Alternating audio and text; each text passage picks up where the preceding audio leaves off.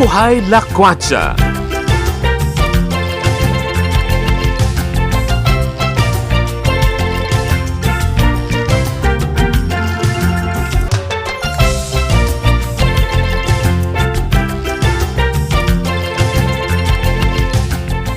Partner, ang ganda ng araw! Ano ibig sabihin yan? Ano yan? Ano ibig sabihin yan? Kailangan kantahan mo muna ako. May request ka? Siyempre naman, Sige. ginawa kitang DJ eh. Sige. Okay, sige, game. Dahil mataas ang araw, magandang araw, kakantahan kita ng Sunshine. Okay. My only sunshine. It makes me happy when stars are red. Wow, naman, ang ganda naman yan, partner. Alam mo, hindi pa ako nakantahan in my Talaga? entire life. 56 years old. Matanda ka na pala. Ay, ka-age kita. Oy. At parang ikaw naman, sa Okay. age mo na yan na 56, Oh. first time mong nakarating ngayon dito, sa Oo. lugar na ito ng First San time ko. Santiago. Totoo yan. Sige, bakit? Ano nangyari? Wala, hindi ko alam na pasyalan natin. Nababasa ko lang sa history na pag-aaralan. Pero Okay. nagulat ako. Ang dami palang footworks dito, meaning ang daming visitors, no? Yes. Foreign and local visitors. Yes. Ang daming negosyo. At alam mo, partner, Ano pa? a day. A day. 5,000 visitors a day sila dito. Nagbilang ka? No, nagtanong ako sa information. Nag-research ka, galing. Very good partner. Oo, eto sa dinami-dami ng alam mo, ako naman, ang alam ko dito, dating place to eh. Di ka nag-date dito? Hindi ako pag-date dito. Ngayon, mag-date ka. Ito, I-date mo ako first dito. date natin ito. Anyway, kidding aside, alam mo, nung nasa probinsya ako, partner, di ba laking probinsya ako eh. Eh sinasabi na, itong lugar, Fort Santiago, Luneta, dito nagde-date yung mga kabataan nung araw. Kasi partner diba? ako, Bakit pag ba? sinabing Port Santiago, para sa akin, punong-puno ng kasaysayan at history Naiya ko. naman ako doon. Ikaw pala, punong-puno lang ka doon. Hindi naman. Well, seriously speaking, ano lang yun? Konting Pakapyaw. segue lang. Parang, kasi alam mo nung kabataan na yun. Pero hanggang pakinig lang naman. But anyway, pero sabi ko nga sa'yo, katulad ng sinabi mo, ito ay makasaysayang lugar. At kaya tayo nandito ngayon para sulyapan ang kasaysayan. Kasi baka nakakalimutan na. Correct. Kung ano ang yaman at history nitong Port Santiago. Yes, kaya ayun po, samahan niyo ulit kami mag-partner na libutin at sulyapan itong loob ng Fort Fort Santiago. Santiago. Tara na po! Partner, magandang maga sa'yo. Yes! Kanta muna. Hindi, sige, mamaya ka na kumanta. Mamaya na. Mamaya na. Natutuwa ako. Yes, First time mo akong na-invite dito sa sa Fort Santiago. No? Partner, dating place to. Dating place. Okay. Kaya, natutuwa at nakilala natin. No? Ang magandang may-ari ng Kala Manila ko pa naman Canvas. i-date mo ko, kaya nandito tayo ngayon. O, sige. Okay. Ay, busy na tayo. Okay, sige. Ang may-ari ng Manila Canvas si Miss Rose De Vera. At ang kanyang asawa na si Vincent. Yes, kasama lang si Nox, umiikot. Ayan, but okay. he'll be here later. Yeah. Hello, Ron. Hi, Ma'am Aida and Councilor Arnold. Welcome to Manila Canvas here at Fort Santiago. Yeah, ang daming products Thank you. Yes, we are proudly a Go Local store, and what you will see here are 99% made here in the Oh, Philippines. ganda. 99%. I cannot say full 100%. Ayan. Miss Rose, Sige, kailan ka ikaw nag-start muna. as a entrepreneur? Okay, it was actually Vincent who started Cactus and Canvas, or talagang yun yung company namin. Later on po, iikot ko kayo. The Acacia products that you will see here in Manila Canvas, that's our first business. And Vincent started it in 2014. So we're 9 years strong. Matagal na pala. Yes, but, and we opened our first shop. It's still there at SM North. It's mostly just our Acacia Acacia. products. Yes, the Cactus and Canvas. okay. And when we opened our second store, and this is it, we feel like it's too big of a space for just our Acacia items. Therefore, we decided na it's too big, we should share it. Okay? And ito yung... Sharing is love. Yes! Ito nga yung sinasabi natin na Sharing we is found... fulfillment. Yes, and we found fulfillment talaga when we share this space with other local brands, particularly micro, small, and medium enterprises. So right now, no, sabi mo, nasa Go Local ka, no? Yes. So you cater a lot of products from the Philippines. Yes. All over the Philippines, no? Yes. So particular what province, no? Here we have about 40 local brands. Most of them are Go Local, meaning this is a project of DTI kung saan if you are a local brand, you can apply and then once you are a merchant, pwede ka nilang i-connect sa iba't ibang retail stores just like Manila Canvas. So meaning, kung supplier ako, mag-a-apply ako sa DTI, then DTI, i-refer ka sa mga Yes. members ng Go Locals. Yes, stores, retail Okay. stores, So yes. magsusupply ka ron. Yes. Ah, Yes. Dapat magpa-accredit ka muna sa DTI. Yes, there's an application process, but if you already have the permits and all the official receipt, it's an easy process. They just have to make sure or vet that your products are locally made and of course, good quality. Walang band yan. No? Meaning, wala kang ilalagay. Wala. That's the best part of being a Binigay Go sa mga Local mall. merchant. Yes. Ang ganda niyan. That's how Cactus and Canvas first started partnering with DTI. As Cactus and Canvas, we applied and then luckily, naging part kami ng Go Local common room at UP Town Center. Okay. And it's not easy if you will just be a local brand and apply to consign in different places. But with Go Local, they will partner you and then you can be part of 5, 10, depending on your capacity to supply your No, part products. ito. Hindi ko alam, meron So- palang ganyang project ang gobyerno, no? na ngayon alam mo pinalalakas ng gobyerno through DTI, Yes, yes, yes. ang local economy natin. Oo, oo. Oh, Yun nice. naman talaga kasi 'di ba, ilan nga almost 90% ng negosyo sa ating bansa if I'm not mistaken, Small. small medium enterprises, 'di ba? So the more talaga na dapat nandun yung support Ng government. gobyerno. And binabanggit ni Miss Ross, no, yung 40 na products na yon, kayo ba yung kumontak sa kanila or sila yung kumontak sa inyo dahil ni-refer sila ng DTI? About 30 of them are Go Local and nagsusupply as a store operator of Go Local, nagsupply ng database si DTI and we chose from them. So namili kayo ng product sa Yes, ibenta nyo? because we can't, unfortunately, we're not big enough to cater to the 800 brands that DTI has in their database. Oh, Ayan. napakalaki nun, partner. Kasi ako, di ba, ang hirap mag-rent eh. Ibig sabihin, syempre hindi, gusto mo sa bahay ka lang muna magbenta ng mga products mo, pero gusto mo rin naman na makalabas ka syempre, di ba? And kaya lang paglabas mo, syempre renta na ang kasunod nun, ano? Yes. So kung may ganito, yung isang MSME na kakilala, malaking bagay. Hindi mo Very. kailangan. So ako, yung product ko, example, from Isabela, Yes. ilalagay ko sa store mo. Yes. Walang ano yun, walang renta yan. Wala. Yes. And that is what we call, kami ni Vincent, very fulfilling. And because we started small. My husband started it with less than 1,000 pesos. And we're opening for our third and fourth store this year. Wow, So, congrats. yes, thank you. And hindi sa pagmamayabang, it's really just sharing how you can start small and with the support of different agencies, different like Eddie. Ma'am Aida, ang laking support din ng ganitong interviews to share or ganitong advocacies. We wanted to share this, yung blessing sa amin with other local brands. Oh, kasi kami nga ni partner, andun yung puso namin sa mga MSME. So parang, in our own little way, ito, yung i-promote nga, di ba? And which we're very appreciative. Alam mo, Miss Trox, no, during campaign time, no, isa sa advocacy ko ang i-promote ang small and medium enterprise, no. Natutuwa ako, may mga small coffee shop sa Caloocan, small, maliit na kantin, no. Nung na-vlog ko, na-promote ko, yung isa nag-branch out na. Galing. Oo. Yung isa going stronger. Lumaki yung sales. Yung isa from 10 p.m. sarado na sila ngayon, 2 a.m. Sila nagsasara. Kaya tama yung sinabi mo, no? Parang yung fulfillment mo, yung share mo sa kanila. No? And you became part of their growth. And Yes. that's what we want to happen here at Go Local Manila Canvas. We want to be part of the growth of different businesses just by providing them space to sell their items. In fact, it's not just the space. We have very good retail specialists to sell their items on their behalf. So, Talaga? unlike if you go to a department store, you have to have a salesperson and magbabayad ka on a Rental. daily basis Parang ng rent manpower din, at diba? ng salary. But here, we will sell it for them.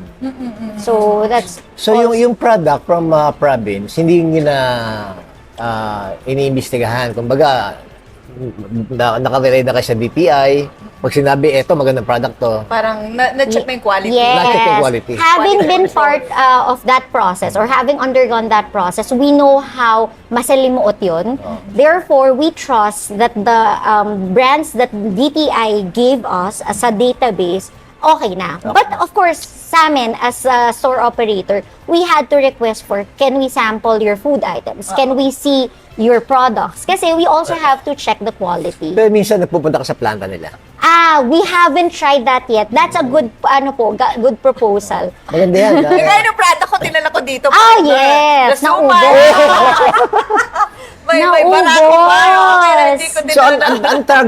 ang target customer mo pala dito, bukod sa foreigner, no? Tsaka local. Yes. Yung mga- Here at Fort Santiago, we've seen a rise in foot traffic, and it's very good for the tourism industry also, that we're seeing not just foreign tourists but also local tourists. So you see, especially every Sunday, Filipino families na nandito Every Sunday. order ng local food that we have here. We have local beans, coffee beans, local pasta, we have bangus putanesca. Wow. So yung food and items natin, we want to provide the best of the Philippines. Oh, di ba, partner? Correct. Oh, mapupusog ka pa rin. Rose, Yes, nung sure. pandemic time, no? Open ba yung store mo? Paano kayo naka-survive, no? Thankfully, we survived. We managed to stay afloat, especially mahirap yung sa SM North kasi nasa isang mall ka. Thankfully, naging mabait din ang SM Mall sa mga maliliit. Walang renta? Well, hindi ko masasabing wala, but big help pa rin kasi nandyan pa rin kami. We opened this during pandemic. Yes. And Di ba mayroong restrictions? yes, we took a leap of faith. We didn't know na Sino customer? we didn't know na tataas ang foot traffic. We just went ahead and said, ang ganda, because we're part of history eh. Because the chamber is 400 years old. So not only are we helping small enterprises, we're also helping boost tourism, and we're also helping preserve the chamber, the 400-year-old chamber. Historical landmark. Yeah. So, parang kami, we decided na tara, let's invest kahit na hindi mo alam kung kailan matatapos yung pandemic. And thank God, as what you always say, God Miss will Ivy. make a way. Yes. Alam mo, partner, napaka gandang tignan, no? Pag ang isang negosyante, merong love for the country, no? Patriotism, no? Bino mo, eto, 400 years, Yes, gusto na mag-stay dito, no? Alam mo yun? Yes, ibig sabihin, pag hindi ka lang nakatingin dun sa money, kasi sa biglang tingin, di ba, parang ma-discourage ka na mag-put up ka ng Yes. negosyo sa loob. Kasi yung foot traffic na pupunta dito, kailangan magbayad pa, di ba? Yes. Pero sabi mo nga, hindi ka lang nakatingin dun sa money. Yes. Yung love for the country, tapos yung pagtulong sa local economy, and then as a whole, tutulong sa buong economy ng bansa. That's fulfilling. Yes, Oo. and thank you for being part of that talaga. Oo, pero bago kami magtapos si partner, no? So, anyway, alam naman natin na walang perfect situation. So, kung meron mang na-encounter ka na any problem, meron ba para na pwedeng ma-share sa mga kapwa mo MSMEs? Siguro, one of the things that we still need to improve on is to delegate. Kasi kaming mag-asawa ang talagang Hands-on. nagma-manage. But since we need to open our third and fourth store, we have to trust that Filipino staff and Filipino craftsmen can improve their skills, and we want to be mentors doon. So, yun, siguro one of our recent learnings is to delegate, assign, and then hopefully each store kaya naming ipagkatiwala sa... Kasi magaling ang Pinoy eh. So, Yeah, kagaya nga ng isang learnings ko na na parang business is education. Yes. Oo. Kasi kung ikaw na isang negosyante, parang gusto mo ikaw lang ang may alam. Of So, At first, pinaparaan yes. yung sarili mo, Sarili di ba? mo. So, yung transferring the knowledge and all, di ba? Parang tinuturuan mo din siya na maging negosyante para hindi naman siya forever na tauhan. Ganyan. Ganyan. Parte na tawag dyan, leadership, no? Yung a good leader, no? Okay. Pinagkakatiwala mo sa isang tao Yes. yung kanyang kaalaman. Yes. I'm not saying it's easy, but it Yes, should be exactly. done. And it's a two-way relationship that we are helping our staff to improve their skills, but at the same time, kami, we can focus on ibang kaya na naming gawin. Yes. So we're opening our 3rd store and our 4th store by this month or early October. Congratulations. Thank you. Ross, ano masasabi mo sa mga Pilipino na gusto magnegosyo ng ganito? Gantong uri ng produkto. Okay. Concept, same concept. Because ako, I wouldn't take credit kasi it's again my husband who first started. But of course, I can take credit in expanding it. So, ayan. Pero sa akin talaga, you have to have the right support system. It can't be just one person. Eh. And then, don't be afraid to start small. Ayan. You can't, hindi mo kailangan antayin, I need to have my first million before investing. You can, again, we started with less than 1,000. And kinaya, as long as you're passionate about that business, you have to know about the ins and outs, and you have to build relationship, not just with the people you work with, but also with different organizations. Part of napakagaling ng wisdom mo. Oo, yeah. Manageable risk, yung sinasabi. Ako yung mga Pag natutunan. magtiwala ka sa sarili mo. Manageable risk. Oo, yan ako, sarap ng kwentuhan, Yeah, partner. oo. Ang dami nating natututunan sa pagkipagkwentuhan kay Miss totoo. Ross. At hindi lang masarap yung kwentuhan, masarap din yung pagkain. Yes, please enjoy. Oo, yan. Natingnan ko yung top silog eh. Yes, at yung coffee, no? it's coffee, Coffee sarap. lovers pa naman kami. Yes, Oo, and what we're proud here ay local beans talaga. Local beans. Yes. From Sagada or from Batangas? Sagada. Yes, you're Soon to be Batangas. yes, we're actually ganun. open to different local beans kasi yun nga, best of the Philippines does not mean na nasa isang lugar lang. Yes, Totoo yes. yan. oo, Yes. ayan. Naku, partner, Oo. we hate to say goodbye. Yeah, pasalamat Oo, alam tayo mo kay yun. Ross, oo. Oo, di ba? Kaya nga. Sige, pasalamat na tayo, partner. Ross, maraming salamat sa iyo sa konting invitation Oo, na sa makakwentuhan ka namin. No? yes, At oo. yung asawa at yung anak. No? Maraming salamat at salamat sa napakasarap na kopi. No? Yes, yes. Kopi ng Chamber. Cafe. Yes. Cafe, Oo, ah. yan, yan. Thank you. So, again, Miss Rose, no, alam ko, hindi naman ito laging first and last, no? Di ba? Yes. Let's journey together, di ba? Yung programa namin na Buhay Lakwatsa, sabi nga namin doon, enjoy the journey, learn the journey. So, yun I yung love that. yun yung dala-dala namin. Kaya, sama-sama tayo para sa ikauunlad ng bansang Pilipinas. Sama-sama tayo sa isa advokasya. Yes, okay, partner. Sige, Miss Rose. Thank you. And again, we will invite you when we open at One Ayala, the Go Local Manila Canvas, and soon our biggest souvenir cafe in Luneta. Wow. Wow, Yes. okay. Thank you, ah. Okay. Hintayin namin yan, Miss Rose. Yes, pero balik kayo dito sa Fort Santiago because there are a lot of sights to see inside. Okay, sige po. Yan po Sige. muna yung aming Bye-bye. pagkipagtsikahan kay Miss Ross. Iikot pa po kami dito sa loob ng Fort Santiago. Hindi para makipag-chismisa, kundi para mag-date! Partner! Pag-ulit, para magbahagi tayo ng kasaysayan Oh, sige na nga. ng Fort Santiago sa mga listeners, viewers, followers natin. Okay, sige po. Bye! Bye!